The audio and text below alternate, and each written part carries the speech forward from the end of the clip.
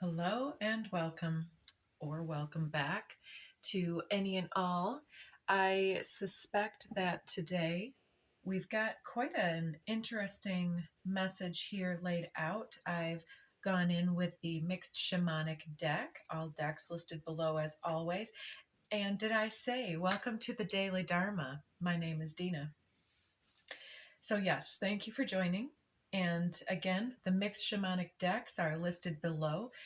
I've done a bit of a modified cross reading, which places the viewer in the position dead center with the card Stars in the Sky, Limitless Possibility, number 51. And I see this as you, this lighted being here, perhaps under cover of night, under the full moon we just had, or some other type of connectivity with spiritual aspects, your higher aspects coming forward, and both envisioning, channeling, and also really integrating all of the factors and the pros and cons of a situation, and being able to take all ideas, perceptions, and healing into the vessel to choose for the experience, and then to release what doesn't serve, the illusions, delusions, unanswered prayers, for instance, and to really get back into the coordinated center of where the prayerful invocation is going to step in the near future. So, limitless possibilities. You're taking this moment to get back into alignment with self and to channel from any type of cosmic guide, ancestral sources that may resonate for your situation.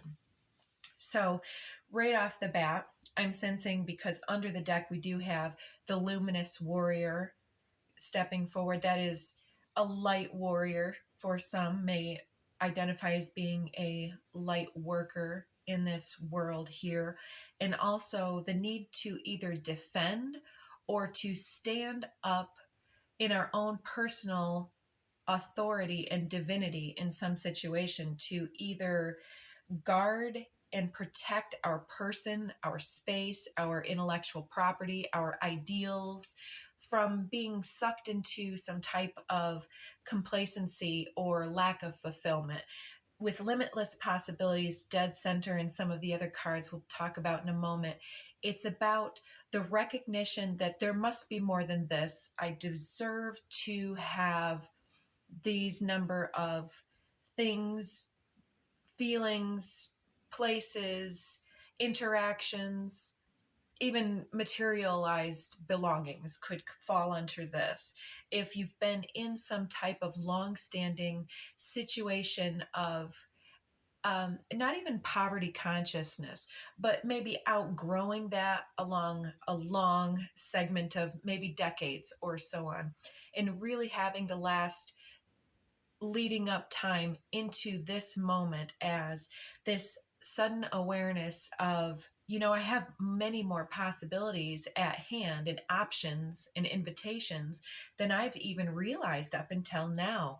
And there's this accumulation that then steps forth and says, well, if I can see all of these assets and connectivity markers within self, synchronicities within the magical universe, so to speak, it's like I have to now take action, I being us, towards the protection of that belief. If I want to create that in the world, I'm not going to go and spend time in an energy or with those energies that say that's either doubtful, not possible, or ludicrous, or so on. We would then move in resonance towards those factors, influences, energies that are also co-creators, builders, supporters, and visionaries.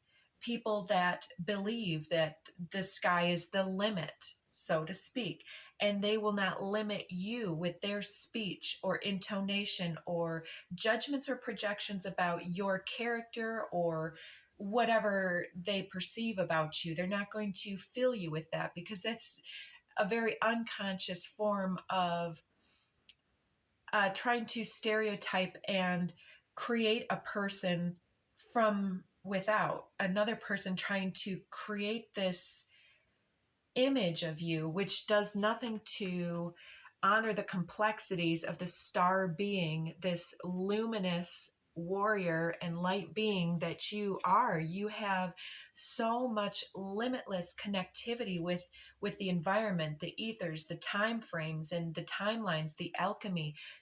If you're watching this, and if you've been watching this, if you're drawn to this, you are already a powerful co-creator. But for some of us, it'll have some different things working through our energy where there's been limiting doubts or limiting circumstance, limiting individuals in our space, or so on. And so this is being shown at 5:55 on the timer there, that this has been a time of birthing the self. We kept getting birthing as though there's something that we are getting ready to really bring into this material world in a very large way through our own potential and knowledge and skills and willful application of divine allegiance, alignment, that we are co-creating this with spirit. Spirit is on the side of this vision, but the vision can only take us so far when we're attached to the limitations of whatever we already discussed.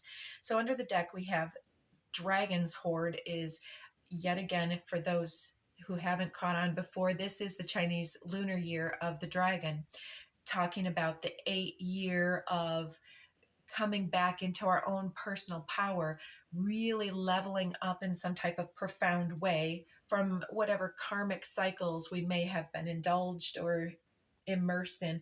So very much under the deck here, we have this horned cactus, a cactus very prickly and has these almost bull-like horns. You may have some prominent Taurus in your life or in your birth chart. Then we have luminous warrior. I may as well give you a peek at that one. This may look like someone you know, or just maybe an essence of something. The gestation period, winter's dream. This is where you've been maybe found to at different times have been sleeping on your dreams, so to speak. But now it's, or on your own power, like playing small in some type of a way. And perhaps this was very divine in your life. And I'm not saying that that's wrong or that you've wasted any time, because time is never wasted. It's always applied in the way that is necessary for the moment. So Dragon's Horde is to protect this dream that we've been cultivating within the self. The energetic resonance is there. It's in resonance with us. And so we keep holding it. It can't necessarily be denied. It's rising up. And as it rises up, it's butting up against the limitations that can no longer harness this energy, hold it back, or fool it into being subdued or repressed. I mean, that's always our choice and our will. But for those tuning in here, it's like there is this idea where, will this limit, is it just a timing thing? Is it going to give way? Is there something else there? Or do I need to spin off onto the side and keep moving beyond this limiting circumstance, such as a job, a limiting partnership, or a limiting self-belief? That would definitely, self-belief limitations need to be spiraled around and just left behind, transmute, And so this is the light warrior's journey, always has so much to do with the inner psychology, the belief of the ability to harness and to be one with this energy and to create whatever we want, need. That would be a tangent unto itself. It's not about getting what we desire. It's about the pursuit of those desires and the reclaiming of life experience. And then the choices start to shift and change. And then we can see, oh, well, my happiness doesn't belong in getting a new car. It doesn't belong in getting a new apartment or home or relationship. The happiness process is clearly something more to do with our own ability to authenticate and express the resonant energies through the system. And somebody was telling me today that they ran into a message where it was talking about how depression is the opposite of expression. 10:10. I started this video recording at 10:10, which 10:10, as if you've been watching, is one number code that keeps stepping forward for me, the 1010. It's like the personal potential, limitless possibility, and the way that we shine that light is the zero. It's limitless possibility is the zero, excuse me. And then the application of that will, the centering, alignment, resonance, and then expression of impacting the materialization of is the one. It's the magician, the co-creator with spirit. So let's keep going. So we have this 51, this limitless possibility, the stars in the sky. It's like you are one of those stars in the sky. You are connected with some type of cosmic beingness that's working through your energy. Crowning the reading here, we have the number 44, which to me is somewhat angelic guidance, some type of support from beyond. And we have this perfect storm, the courage to step into life.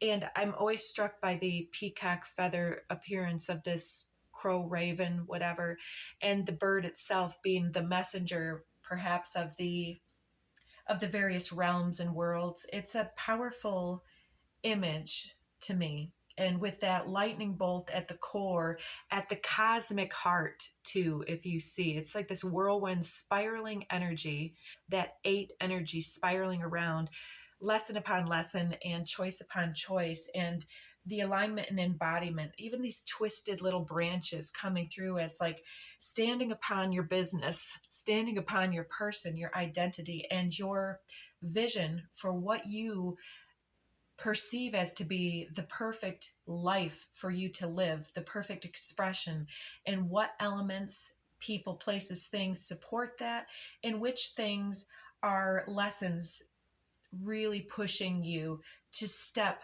courageously, boldly forward to express something more authentic to your personal sovereignty and vision and journey. Choosing to apply your passions and your desires into co-constructive, reconstructive types of sculpting your reality. And I know that these are, sometimes taglines, but I'm doing this in the interest of time. And so in the interest of being general in the reading. And now I want to just give that same type of disclaimer as we move into the foundation of the reading here. There's 3 cards stepping out. Stranger and the Rainmaker were coming forward as we had yesterday, the Witness and the Magic card, which were looking almost like these 2 individuals, somebody, something, even spirit, witnessing the magic that we are embodying and broadcasting through our personal choices and expression. And I'm seeing that energy, that magic energy, being this rainmaker with these wings here that are perhaps water. It's this birthing of the Aquarian age, an Aquarian vision for self. And not that Aquarius is so advanced, but it's that each zodiac sign is a progression from the previous and supposedly has then the wisdom the wisdom and personal experiences from each of the so-called dilemmas that each of the zodiac signs deal with. And so this Aquarian age imagery is talking about being progressive, being detached, but also working to be the rainmaker is like the water bearer. It is like the light bringer with the luminous warrior and the stars in the sky type card here. But on the mundane level, it's almost like that stranger curiosity energy here. You may identify as either one of these energies, the one that's either being witnessed or this stranger energy, but you're capturing attention from someone, or someone has captured your attention. And it doesn't have to be a person. It could be some type of energy again, or some type of, even like a headhunter boss type of thing, or people that are looking for individuals to work with them, to inspire them. There's some type of resonance that you're able to speak into the ethers that is helping. To the third card that popped out was the medicine wheel. So here we have this healing, and I placed this here in the center of these two because these two came out together and this one somewhat apart. And we'll notice that this medicine wheel is the 35 and the stranger is the 53, the inversion. So healing each other through co-creative synergy. But it was also then, as we move to what is directly behind, I wanted to point out here too on the medicine wheel, when I revealed it this way, it was obscuring this and showing this, which is more watcher energy to me. This cat-like feline energy keeps stepping forward, perhaps a Leo in spirit. And then this hummingbird here could be some more delicate energy in spirit. Doesn't have to be, but perhaps someone more aligned in their earthly incarnation as someone more subtle, feminine, graceful, and unassuming. Anyways, we'll get more into that as we develop this, but I'm sensing that there is some healing afoot, and this is related to the perception of not having enough of something somewhere, not having that fulfillment. And then there's this energy, as however you would define it, this healing energy that's being witnessed and cultivated, and the resonance is undeniable. It's within the self, but is it being repressed or suppressed? And it's shaking up, it's shaking the situation. But this gestation period is like we're coming out of the winter and birthing something new here. And with horned cactus, luminous warrior, and that gestation and dragon's horde, we're protecting that. We're being resourceful and creating boundaries with something or someone here that has had its chances. And I was hearing the last few days, one more last chance before I say goodbye type of energy. It's like, whether it's been someone exploiting you through your work ethic, or through your urge to be a bigger, better person, there's a feeling of not being matched, being unmet, and expectations perhaps even being unmet. So moving into the back here, remembering that hummingbird and the lion at right behind, look at this support. I'm seeing this, the time master and the hummingbird. Incredible. I was seeing this individual as that feline energy, perhaps a Leo in spirit. And this may be like a father, grandfather figure, someone who helped raise. I was sensing this as this stranger energy. And then the hummingbird seems to be more so related to this individual. So I'm sensing that here, these, perhaps let's narrow in on one, and then you can shift the reading if you need to, with all the factors of different scenario. So if this is a relationship between these two co-creators that's budding, the attention is telepathic and it's connecting the heart spaces, but perhaps not in the physical. But I'm seeing these two ancestors looking out for, it's like these two were coming together on their own, having this meeting, and it was like the two of them are like, yeah, what are we going to do next to create this fated meeting, or this connection moment? And the time master is setting up the time and the space, and the hummingbird is setting up the frequency and the integration, and the two of them taking their own little realms. And it's like they're conferring, creating this plan of action. All of a sudden they're like, all right, break. And then they go zoom in separate seeming directions in order to be the whisper of the voice of the divine in the ear, perhaps, of you and your destiny, you and your divine partnership, or whatever it is that you're manifesting. It's the ability to work on both the timeline and on the resonance capacity so that we're ready to receive the abundance when it arrives. At that perfect moment, will we be in resonance? And part of that responsibility lies on our ability to perceive of the limitless potential that is surrounding us and embodying us and available to us. If we're looking for a mate and we believe that all the good ones are gone, then how will you possibly be surprised in that way? It's an interesting one. We could go into that for detail. So coming forward in the near future, we've got these two, the Holy Mountain and the Deep Diver. To me, this Rainmaker is going through this deep dive, and the stranger here seems to be more related to the physical realms and world. Maybe this individual likes to take short journeys, and maybe even just drive around or go to a park or a sacred space and to sit someplace in contemplation. And they might not even call it meditation. I saw that at 2112 2112. It's like the cooperative manifestation space. It's these individuals doing their own separate sacred work in order to become into alignment with this. And our future is being protected by self and by these synchronistic, divine, ancestral, call it what you will, the higher selves of these individuals are coming forward to protect this.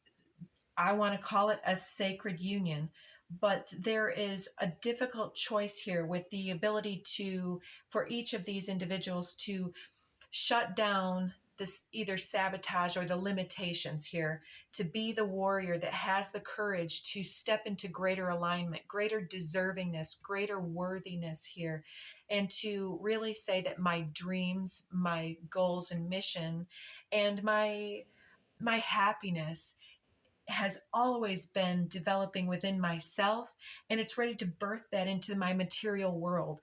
And so I'm going to say that we're protecting our future here, and so many elements are gathering forward to help us with that. So let's get some archetypal energies on what's coming next, and the perhaps the energy that lies between. Let's go first with this Rainmaker hummingbird energy, this stars in the sky, the limitless potential that you are. I'll take all of that. So we've got underneath the deck, Alethea, I believe is how you say that. So this is truth. It's the embodiment of that balanced Libran scales, the light and the dark, the sacred embodiment and complexity of the yin yang, and the full authority and awareness of sovereignty to me, and knowing what you know for a reason. Flipping upright on the deck, we have the number 2, that black and white imagery stepping forward again on this, the father energy. This father energy is pretty complex. It talks about the wound and the authority and the courage stepping down through the fatherly line, and the awareness and detachment from those obligations in the third dimension that takes the father out of the family in some type of context, and perhaps even the socialized shutting down or wounding of the heart space that the father then either perpetuates or has the capacity to heal here.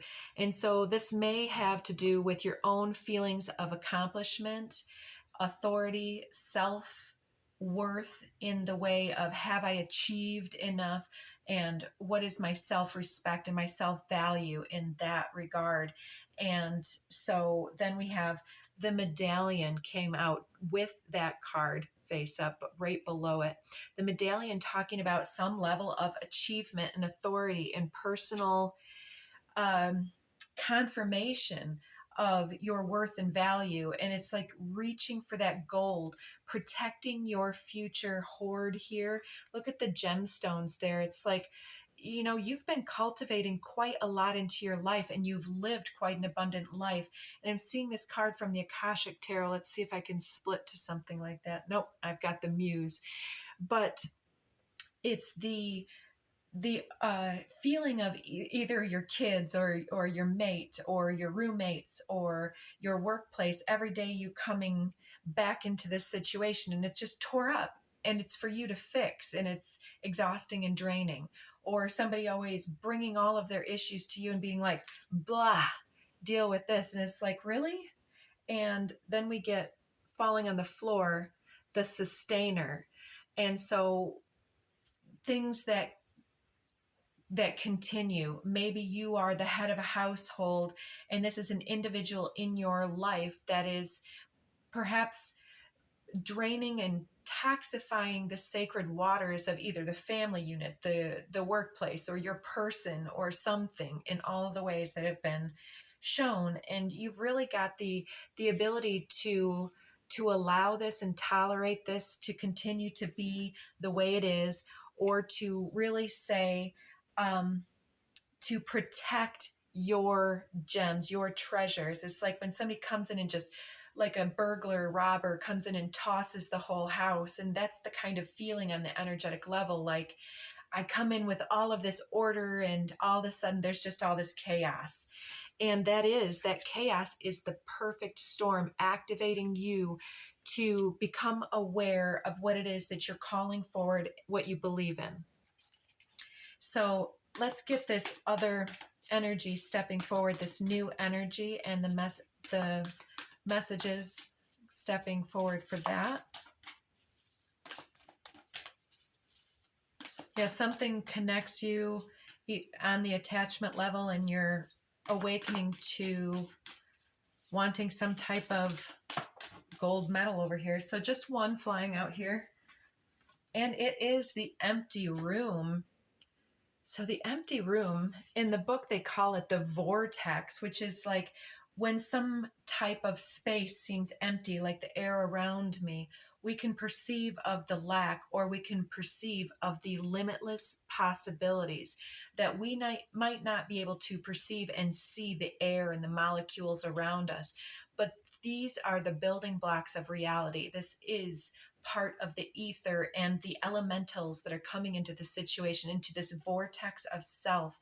Like, again, with this individual I've watched, maybe I'll place her channel link in the description box below. She's very inspiring. I love the way that she stands on business for sure. And she talks about a lot of different energies that I'm talking about, but my language seems to be channeled in a different way most of the time.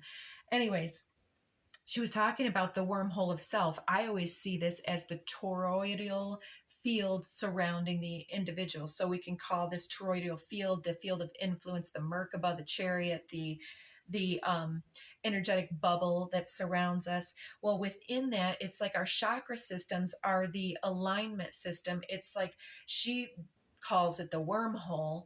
Others call it different things. The vortex, the 0 point energy, the 0 point field at perhaps the heart. Some individuals, it becomes real enmeshed with the solar plexus will energy, developing more hierarchical, and it can be even more